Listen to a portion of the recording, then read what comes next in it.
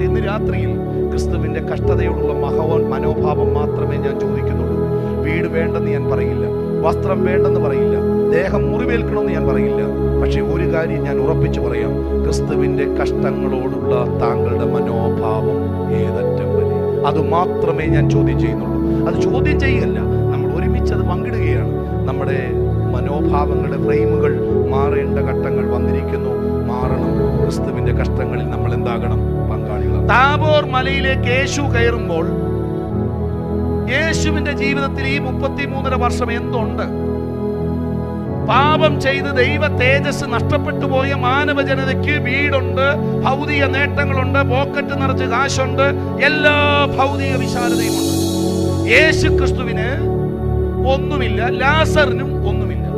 പക്ഷെ യേശു ക്രിസ്തു മരുഭൂമലയിൽ കയറി നിന്നുകൊണ്ട് മാനവ ജനതയോട് തെളിയിക്കുകയാണ്, കണ്ടുകൊള്ളുക, പാപം ചെയ്ത് ദൈവ തേജസ് നഷ്ടപ്പെട്ടു പോയ മനുഷ്യരുടെ നടുവിൽ എനിക്ക് പണമില്ലെങ്കിലും പ്രതാപമില്ലെങ്കിലും എനിക്കൊന്നുണ്ട്. ഏത്?